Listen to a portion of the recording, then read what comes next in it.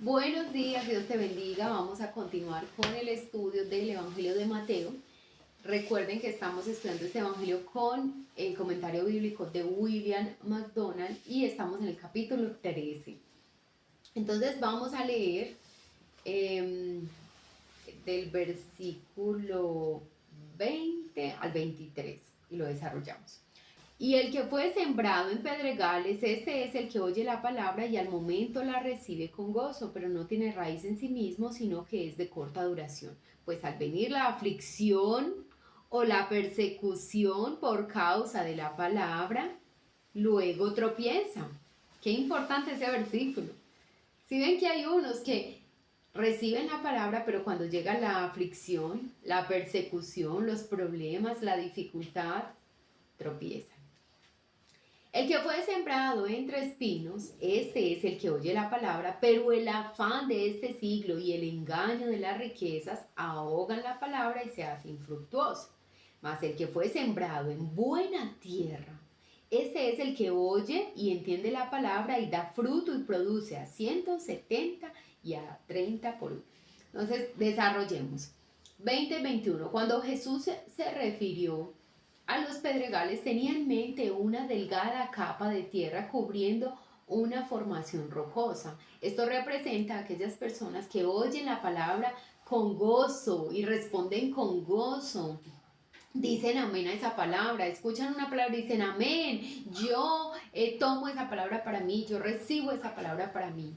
Al principio el sembrador podría sentirse entusiasmado de que su predicación tuvo éxito. ¡Ay, qué bendición! Mira, esta persona escuchó la palabra, esta persona recibió la palabra, incluso hizo la oración de fe. Dijo que el Señor perdonara sus pecados y que lo aceptaba como su Señor y Salvador. Entonces, claro, el sembrador está muy emocionado porque vio una respuesta positiva de esa persona hacia la predicación del Evangelio. Pero pronto aprende una lección más profunda, que no es bueno cuando el mensaje es recibido con sonrisas y vítores. Pues eso es muy triste, ¿cierto? Como que la alegría de la gente cuando le predicamos la palabra no sea una muestra de que realmente está emocionado. Entonces se da cuenta que a veces las personas con mucha alegría escuchan la palabra, pero esa alegría pues no es como que muy buen indicio. Primero ha de haber convicción de pecado, contrición y arrepentimiento. Estas son unas condiciones para que tú y yo realmente dejemos en evidencia que queremos aceptar al Señor, que aceptamos su gobierno en nuestra vida, que queremos que Él sea nuestro Señor y Salvador. Entonces, no es como con mucho gozo, ay, tan rico, ay, sí, yo quiero, ay, sí, tan bueno, yo quiero ir, sino que es de verdad. O sea, de verdad yo estaba en esta condición. Esa era mi condición. Yo estaba condenado a una eternidad sin el Señor. De verdad Dios ha tenido misericordia de mí y siente esa convicción de que yo soy un pecador y necesito ser salvo. Y siente dolor en su corazón por el dolor, el daño, el pecado que ha causado directamente contra el Señor. Y se arrepiente. Yo quiero que pienses si tú ya has experimentado estas condiciones, si has estado en estas condiciones, tienes convicción o tú te crees muy bueno, muy buena, no, pero tan mala no. No, tan grave no he hecho. Pues yo sí he hecho cositas, pero tan graves no. Ni tan mala he sido. Hay convicción de pecado. Hay convicción de pecado en tu vida. Eres consciente que eres un pecador y que necesita arrepentirse de ese pecado. Eres consciente. Si no eres consciente esta mañana, tú le puedes decir al Señor, Señor, hazme consciente de mi pecado. Dame esa convicción. El Espíritu Santo nos da esa convicción. Él es el que nos muestra cómo estaba nuestra condición terrible sin nuestro Señor. Entonces esta mañana dile, Señor, dame esa convicción, que yo sienta realmente que soy un pecador y que necesito esa salvación, que necesito arrepentirme esta mañana y ser salvo de esa condición de pecado. Otra, que nos duela. Uy, no, de verdad. Es que lo que hice contra el Señor, yo no sé. cómo tiene misericordia de mí. Ahorita estaba escuchando una predicación del pastor Marco, una serie espectacular que apenas la termine se las comparto, porque siempre me gusta escuchar primero, siempre me gusta escucharla y filtrarla y después se las comparto. Y decía el pastor que muchos hombres critican a los cristianos, nos critican y dicen, ay, el cristianismo es para débiles. Cristo, Jesús, es para débiles, para personas que son débiles. Y decía el pastor Marco, pues sí, somos débiles, somos débiles. Unos dicen que el cristianismo es una muleta. Entonces dice el pastor Marco, sí, nosotros teníamos las piernas rotas y el cristianismo se volvió esa muleta para poder caminar en pos de nuestro Señor Jesús.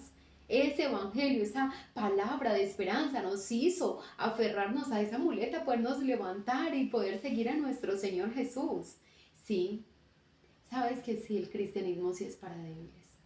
El cristianismo es para enfermos. El cristianismo es para pobres de espíritu. Para ellos es el evangelio. ¿Te acuerdas lo que dijo el Señor? El que está sano no necesita médico, es el que está enfermo el que necesita médico. Y yo he venido a sanar a esos que están enfermos. Porque si tú y yo nos creemos muy fuertes, muy sabios, muy hábiles para que el Señor. Y le plació a mi Señor coger a esos débiles. No te sientas mal cuando te digan, ay, el cristianismo es para débiles, tú tienes una mente débil. Sí, yo era débil. Y el poder de mi Señor se perfecciona en mi debilidad. Eso es un privilegio. Recuerdan que el Señor le dijo eso a Pablo. Pablo, mi poder se perfecciona en tu debilidad. Sí, el Señor quiere hombres y mujeres que se sientan débiles, incapaces, que se sientan insuficientes y por eso lo necesitan a Él. Porque Él es capaz, Él es suficiente, Él es el fuerte y de Él proviene nuestra fuerza y nuestra capacidad. Entonces tú y yo debemos sentirnos inmerecedores de esa salvación. Señor, de verdad lo que hice fue tan grave. Tan grave, mi Señor, mi pecado te llevó a esa cruz y hoy se duele mi corazón por lo que hice contra ti. Tú debes sentirte así. Si no te has sentido así, esta es la mañana para decirle, Señor, hazme consciente de mi pecado. Que yo no me crea tan buena, que yo no me crea tan bueno, mi Señor. Que yo entienda mi condición mala, perversa, mi necesidad de ti, todo el dolor que te ha causado mi pecado. ¿Cómo mi pecado te llevó a esa cruz? Y tercero, arrepentirte. Es decirle, ¿saben qué es el arrepentimiento? Piensa que tú vas por un camino y tú caes en la cuenta que, ay, es que no era por acá. Te devuelves. Das un giro de 180 grados y vuelves. Y te vuelves de ese camino y te metes en el camino correcto. Ah, es que es por acá. Piensa que vas a un municipio, a un pueblo, a otro país y vas por una calle y de pronto al final de la calle te das cuenta, ay no, es que no era por acá y te devuelves y ya coges la ruta que era. Así es el arrepentimiento. Es que yo reconozco que estoy mal, que necesito ser perdonado, que necesito ser salvado y me devuelvo. Hago un giro, hago un cambio en mi vida. No es un cambio que tú y yo en nuestras fuerzas podamos producir. Necesitamos la guía del Espíritu Santo. Todo empieza con ese primer paso, cuando yo tengo convicción de pecado. Desde ahí empiezo a depender del Señor. Ese es el primer paso. No puedo arrepentirme si no tengo esa convicción. No puedo sentirme triste por el pecado que he cometido contra mi Señor si no tengo esa convicción. Y si no me siento triste, pues yo no voy a arrepentirme. Si tú haces algo contra tu cónyuge, contra tus hijos, si te parece normal, tú no vas a arrepentirte. Pero si tú dices, uy, no, si es que como que le hablé en el tono que no era, como que le dije lo que no era, como que me pasé, entonces ahí es cuando tú y yo sentimos esa necesidad de decirle, perdóname. Yo como que me pasé de tono, yo como que hice mal esto. Pero porque tengo esa convicción de que lo hice mal, porque me siento mal de haberle ofendido y me corrijo. Entonces, así es en el Señor. Si tú no te has arrepentido de tus pecados, si hasta hoy te has sentido muy buena, si hasta hoy te has sentido muy bueno, no has sentido esa necesidad de arrepentirte, esta mañana es el momento. Mira, no hay peor ciego que el que no quiere ver. El Señor quiere salvarte, pero necesita que tú te dispongas para ser salvo. Y te dispones es a través del arrepentimiento. Es cosa mucho más prometedora ver a un indagador dirigirse llorando al Calvario que verle subiendo pasillo arriba con un corazón ligero y entusiasmado. La tierra sin profundidad da una profesión superficial, pero cuando esta profesión es puesta a prueba por el sol abrasador de la aflicción o la persecución, decide que no vale la pena y abandona toda profesión de lealtad a Cristo. Miren qué triste. Esa persona que escucha la palabra del Señor, pero que no tiene ni convicción, ni se entristece a causa de su pecado, ni se arrepiente. Bueno, cuando tú y yo hacemos esto, cuando pedimos perdón, llegamos a ese punto, ese último punto que es pedir perdón al Señor, arrepentirnos de nuestro pecado, la culpa es quitada. Cuando hay un verdadero arrepentimiento y tú y yo aceptamos de verdad el perdón de nuestro Dios, la culpa es quitada. Si recordamos lo que hicimos en nuestro pasado, claro que sí, pero ya no hay una culpa que nos condena, que nos aparta del Señor, que nos imposibilita, que nos paraliza. Olvídate de esa culpa. Abandona esa culpa. Acepta el perdón del Señor y abandona esa culpa. ¿Amén? Entonces eso es muy importante. Pero cuando tú y yo realmente hacemos esto, nos arrepentimos de todo corazón y aceptamos el perdón del Señor, aunque vengan aflicciones, aunque vengan persecuciones, no nos apartamos del Señor, no nos apartamos de Él, porque hemos puesto nuestra vida, nuestra confianza en Él, nuestra mente, nuestro corazón en Él. Pero los que no lo hacen, los que simplemente con alegría, ay, sí, tan bueno, hágale que yo voy a la iglesia, sí, hágale que yo hago esa oración, ay, sí, tan bueno, y no sienten ningún arrepentimiento, ni ningún dolor en su corazón a causa de su pecado. Cuando vienen esas situaciones, dice, ay, no, pues es que yo tampoco era tan mala, ¿no? Y abandonan, porque como dice aquí el escritor, ellos dicen, pues no vale la pena, ay, sufrir tanto, es que yo nunca había sufrido tanto desde que me volví al cristianismo. Mira, yo quiero decirte que no es como que el Señor planee cosas malas contra ti y contra mí cuando llegamos a Él. Las cosas van a pasar. Las cosas van a pasar. Y es mejor que cuando esas cosas lleguen, tú y yo estemos en el Señor. Yo ponía un ejemplo en una ocasión de un hombre que le es infiel a la esposa hace 13 años.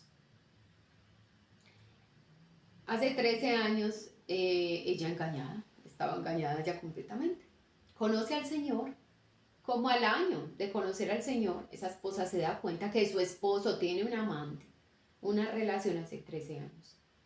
Y empieza a quejarse, pero es que ve, desde que yo llegué al cristianismo, desde que yo empecé a ir a esa iglesia, desde que yo empecé a leer la Biblia, desde que yo empecé a orar, desde que yo empecé a conocer al Señor, ve, se me dañó todo, se me dañó el matrimonio. ¿De verdad tú crees que fue culpa del Señor? Tu marido hace 13 años tenía otra, eso no fue culpa del Señor. No es que ahora, porque tú empezaste a buscar del Señor, se empeoró la cosa. Es una situación que ya venía. El Señor en su gracia, te permite descubrir esa situación, vivir esa situación cuando estás con Él. Para que tú pongas tu confianza en Él. Y no te vayas a quitar la vida porque tu marido te engañó. Y no te vayas a ir a, no sé, a acudir al alcohol o a cualquier otra cosa porque tu marido te engañó. Así tenemos que aprender a ver las cosas, porque a veces culpamos al Señor de todo. Es que desde que yo estoy buscando al Señor, desde que yo, no nos damos cuenta que hay muchas situaciones que se van a presentar, una enfermedad. La persona que fumó toda su vida, conoce al Señor, se arrepiente, deja el cigarrillo, pero ya sus pulmones están completamente dañados, afectados por la nicotina, y ahora les resulta un cáncer y que es culpa del Señor. Pues tú llevas años dañando tu cuerpo y ahora antes agradece, Señor, siquiera te conocí en este momento. Imagínate donde me descubran un cáncer sin el Señor, la depresión en la que estaría, la situación en la que estaría. Aprende a ver las situaciones, no culpemos al Señor, mucho menos por un pecado, mucho menos por consecuencias de cosas que nosotros estamos haciendo o dejamos de hacer. Y se presentan esas cosas y culpamos al Señor. No, no tenemos nada de qué culpar al Señor. Y tu lealtad y mi lealtad al Señor, recuerda que esto es un matrimonio. Seguir al Señor es un matrimonio. Y tú y yo le dijimos, en las buenas y en las malas, Señor, en la salud y en la enfermedad, en la abundancia y en la escasez, en todo. Yo te voy a seguir todos los días de mi vida, Señor. Nos casamos con el Señor, somos la novia del Señor. Entonces hicimos un pacto. Cuando tú y yo le decimos, Cristo, yo te acepto como mi Señor y Salvador, aceptamos al Señor y vamos a estar con Él, como dijo Job, en las buenas y en las malas. Recibo del Señor lo bueno y lo malo. Todo el Señor lo recibo. Y Él me da su gracia y su fuerza para soportar cualquiera que sea mi situación. Versículo 22. La tierra infestada de espinos representa a otra clase que escucha la palabra de una manera superficial. Exteriormente parecen ser genuinos súbditos del reino, pero llega el tiempo en que su interés queda ahogado por el afán de este siglo y por su deleite en las riquezas. Entonces son esas personas, yo recuerdo un pasaje de la Biblia que dice que un soldado no puede militar en las cosas de este mundo, ¿cierto? Los hijos de Dios no podemos militar en las cosas de este mundo. Imagínate un soldado, no sé, en batalla, en una de nuestras selvas, pero allá en batalla, y que lo llamen y digan, ay, mira, es que tenemos una importación de tal producto sin llegar, y él, no, tengo que dejar aquí la batalla, abandono las armas, suelto las armas y voy a solucionar el problema de la importación con la que tengo problemas. Eso no tiene sentido. Él está militando, ese es su trabajo. Lo que tiene que hacer él es asegurarse que no le quiten la vida. Es pelear por su vida. Así tú y yo, si estamos con el Señor, no quiere decir que tú y yo no podamos hacer nada más que servir al Señor. Servir, hablo yo, es de estar en la iglesia metidos todo el día. No, a eso no se refiere. El que no trabaje, que no coma, hay que trabajar. Y Dios a cada uno nos dio un talento y todos trabajamos de forma diferente, algunos con manualidades, otros en una empresa, otros independientes, otros, todos tenemos habilidades diferentes del Señor, en el Señor, pero todos desde ahí podemos servir al Señor, ¿cierto? En todos nuestros trabajos podemos servir al Señor. ¿Qué pasa? Que si tú y yo nos enfocamos más en las cosas de este mundo, en ese trabajo, en ese negocio, en lo que sea, y descuidamos al Señor, entonces nos estamos yendo tras los afanes de este siglo. Vamos tras las riquezas, porque nuestro enfoque es conseguir y obtener y lograr. Cuando el Señor le dice a Pablo que no lo va a sanar, uno de los motivos por los que el Señor no va a sanar a Pablo es porque Pablo era muy sabio. Pablo había tenido experiencias sobrenaturales con el Señor. Pablo conocía toda la ley. Recuerden que él era un fariseo, entonces él pertenecía al Sanedrín y conocía muy bien la palabra. Pero si el Señor le da la sanidad, yo creo que era como si todo en la vida de Pablo estuviera perfecto y se podía envanecer. Esa enfermedad o esa aflicción, ese aguijón de Pablo, hacía que Pablo dependiera cada vez más del Señor. Hacía que Pablo permaneciera abrazado al Señor, dependiente del Señor. Así en tu vida y en mi vida. De pronto a veces el Señor no nos permite una sanidad porque nos podríamos desviar, no nos da más cosas porque nos podríamos desviar, muchas cosas, ¿cierto? Y Dios, conforme al conocimiento que tiene de cada uno de nosotros, pues Él va respondiendo. Pero estas personas específicamente se enredan en tantas cosas de este mundo que ya no hay tiempo para ir a la iglesia. Pastor Chuy contaba en una ocasión un testimonio de un hombre por el que oraron. Él pues tenía como una idea de emprendimiento, oraron por él, Dios lo bendijo muchísimo. El pastor no lo volvió a ver en la iglesia, no lo volvió a ver. Y en alguna ocasión le dijeron, ve, vamos a este restaurante que es muy famoso en México, se hizo muy famoso, puso muchas sucursales y le dijeron, y es de fulano, el hermano este hombre por el que habían orado para que Dios lo bendijera. Imagínense, ya había pues una cadena de restaurantes. El pastor fue, allá lo vio y hablando con él, ¿saben qué le dijo? Yo creo que fue así la historia. El pastor le dijo, ¿por qué no has vuelto?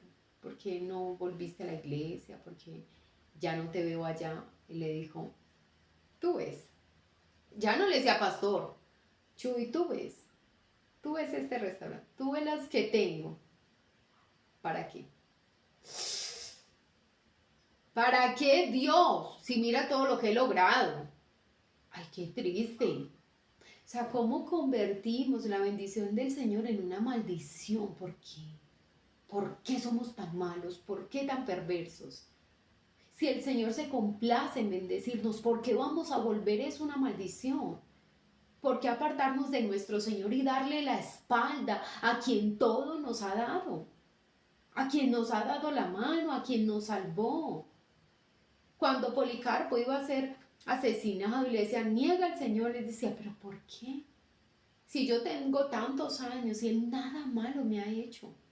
Miren, este fin de semana yo fui tentada con algo. Y bueno, estaba orando, Señor, guarda, yo llevo todo pensamiento cautivo a la obediencia a Cristo, Señor, líbrame de eso que era una tentación, pues no era directamente un pecado, pero si yo hacía eso podía acarrear muchas cosas. Y yo, Señor, yo llevo mi pensamiento cautivo. Y era una lucha fuerte, pero ¿saben qué? Me acordé de Policarpo en ese momento.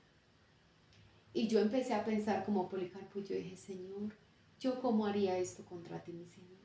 Si tú solo has sido bueno conmigo, si tú solo me has amado, si solo me has hecho bien, Señor, ¿yo cómo haría esto contra ti, mi Señor?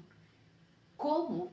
Recordé a José en ese momento, cuando José ve a esa espampanante mujer de Potifar delante de él y lo que le dice José es, ¿yo cómo haría eso contra mi Señor? ¿Yo cómo pecaría contra mi Señor?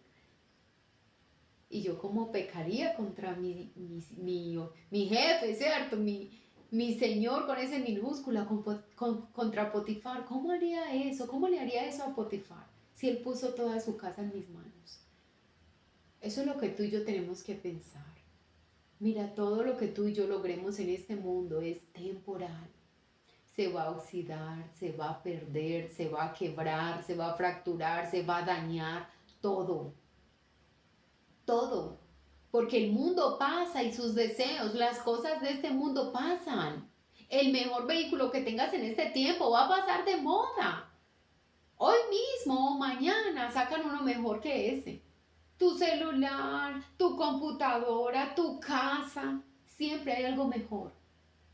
Todo lo que hay en este mundo pasa, las modas, la fama, todo. Lo único que permanece para siempre es nuestra fe en nuestro Dios. Es nuestro Señor, es el único que permanece para siempre. Y todos los que creamos en Él permaneceremos para siempre.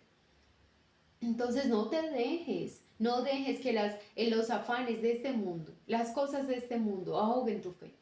También conocí la historia de un hombre, creo que era el pastor Marco quien lo contaba, de un hombre que montó unas tiendas y en ese gremio, en ese tipo de productos, las mejores ventas se realizan los domingos. Pero él dijo, nosotros no vamos a abrir los domingos.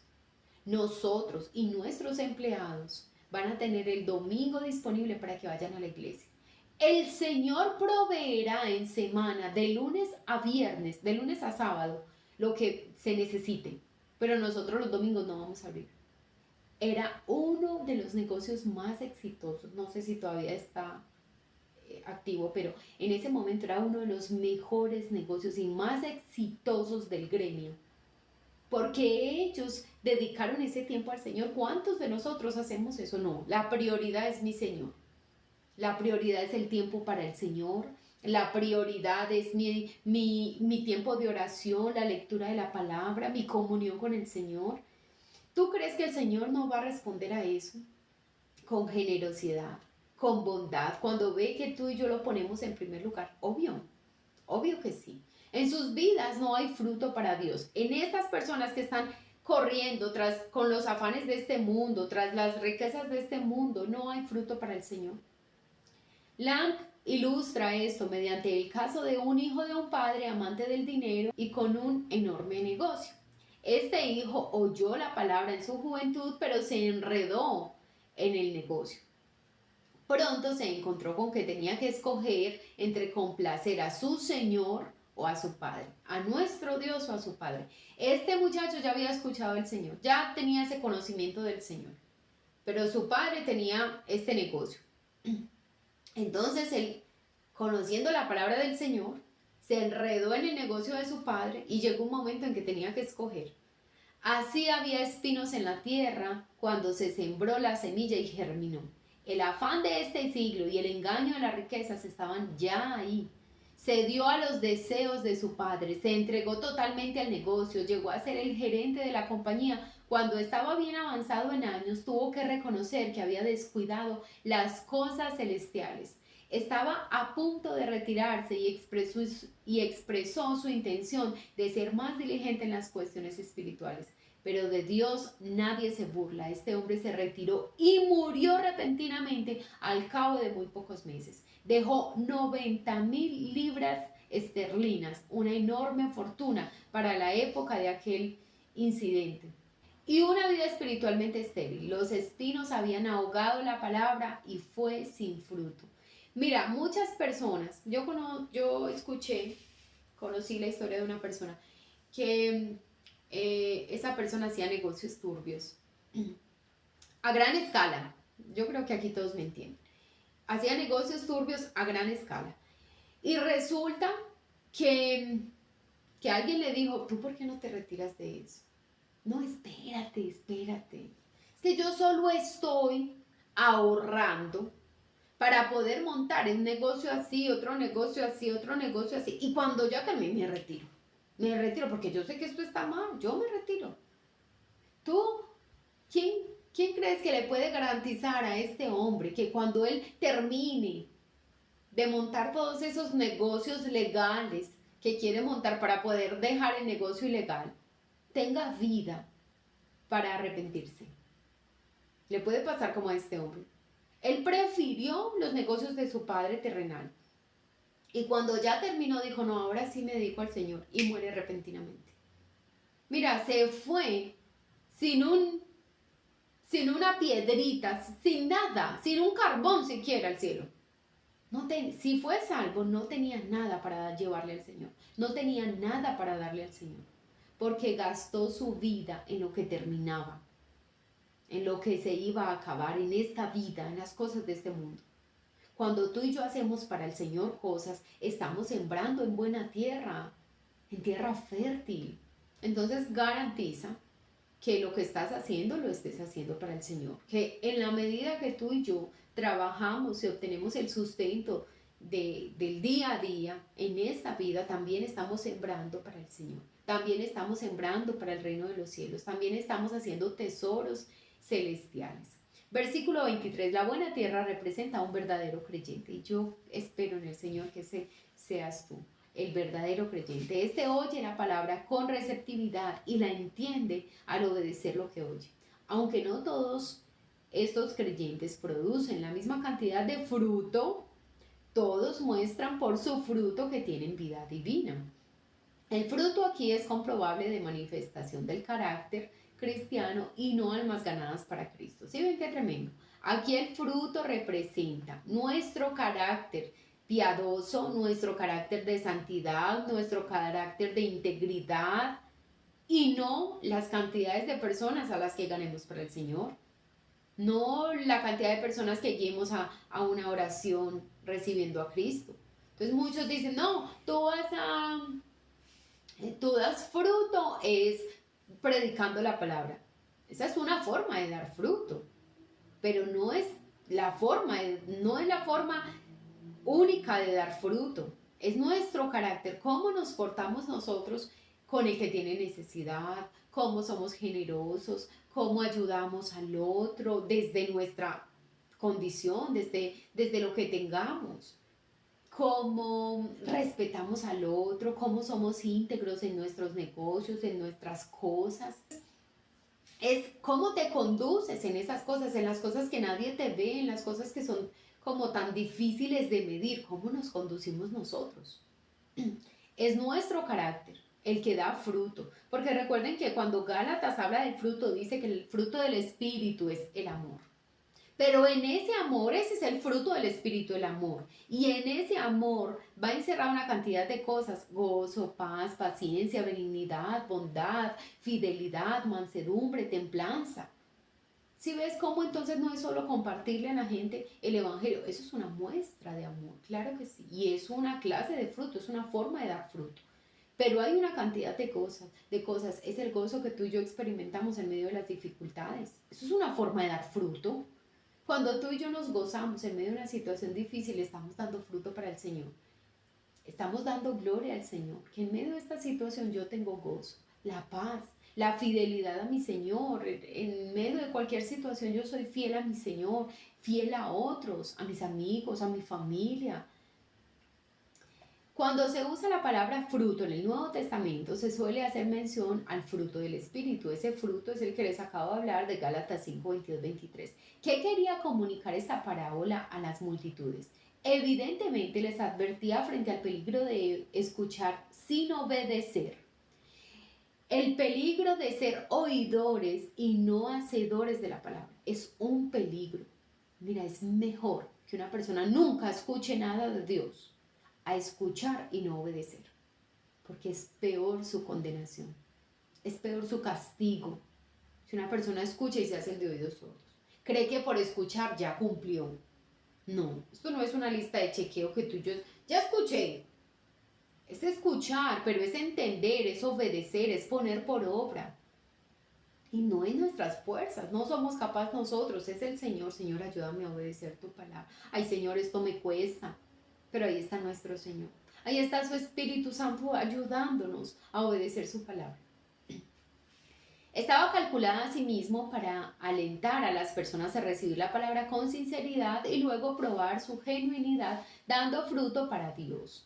En cuanto a los discípulos, esta parábola los preparó a ellos y a futuros seguidores de Jesús para el hecho, por otra parte, desalentador de que relativamente pocos de los que oyen el mensaje son genuinamente salvados. Muy lindo esta parábola, y miren cuántas enseñanzas. Pero una de esas también es que tú y yo vamos a predicar la palabra y muchos no van a escuchar. No te frustres, ni te rindas tampoco. Pero tú y yo no estamos llamados a convencer a nadie. Tú y yo estamos llamados a predicar la palabra. El que convence es el Espíritu Santo. Y cada uno se dispone como quiere para escuchar al Señor, y un día dará cuentas al Señor. Entonces no te frustres. Ay, Jersey, es que yo invito. No te frustres. Es que yo le predico. No te frustres. Deja, simplemente lanza la semilla que el Señor hace que en algún momento dé fruto. Libera a los leales súbditos de Cristo del engaño de que todo el mundo se haya de convertir mediante la difusión del Evangelio. Los discípulos quedan igualmente advertidos en esta parábola contra tres grandes antagónicas del Evangelio. Uno, el diablo; las aves, el maligno; dos, la carne, el sol abrasador, la aflicción y las persecuciones; y tres, el mundo, los espinos, el afán de este mundo y el deleite de las riquezas.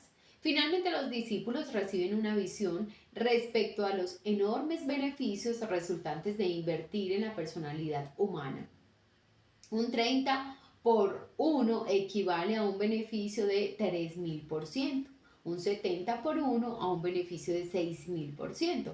Y 100 por 1 es un beneficio de 10.000% sobre lo invertido. En realidad no hay forma de medir los resultados de un solo caso de conversión genuino. Así es.